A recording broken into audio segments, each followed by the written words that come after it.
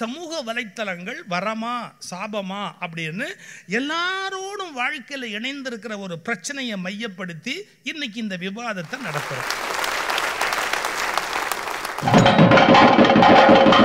வரம்னு பேசுற எங்களையாவது வெறும் பூமர்னு கூப்பிடுவான், சாபம்னு பேசுறவங்க 3 பேரையும் பூம் பூம் பூமர்னு தான் சொல்ல போறான்.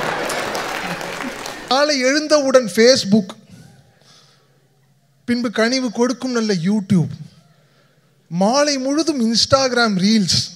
உன் பழப்பு இப்படி ஆயிடுச்சே பாப்பா.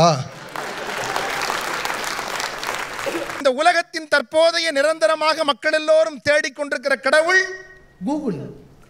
என் மருமகள்லாம் என் பேரனுக்கு செல்லக்காட்டி தான் ஊட்டுவா. ஏமா இந்த செல்லக்காட்டி ஊட்டுறக்கு ஏதோ அப்படி கூட்டிட்டு போய் வேடிக்கை காட்டலாமல்லனா முறைச்சு பார்க்குறாங்க. அந்த கொள்ளக்காரி பூலான் தேவியை பார்க்குற மாதிரியே என்னை பார்க்குறாங்க.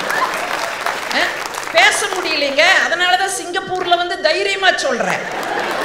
ஏர்போர்ட்ல வந்து இறங்கி அப்படியே லைட்டா கிராஸ் பண்ற என்னை ஒருத்தன் அப்படியே பார்த்துட்டே போனான். அவன் பார்த்த பார்வை ரொம்ப கொடூரமா இருந்தது. நாமளே சொல்லிடலாமே, நான் தான் தம்பி அறந்தாங்க நிஷான். டிவில வெள்ளையா இருந்த அது கலர் டிவி, இது பிளாக் அண்ட் ஒயிட் போடான்னு வந்துட்டேன். ARUNA தாங்க அடிச்சேன். 50 அருணம் வந்துடுச்சு. எனக்கு 55 வயசு மேலே ஆயிடுச்சு. அருணகிரிநாதரை விட்டேன், அருணாலாம் பார்த்துன்னு இருந்தேன்.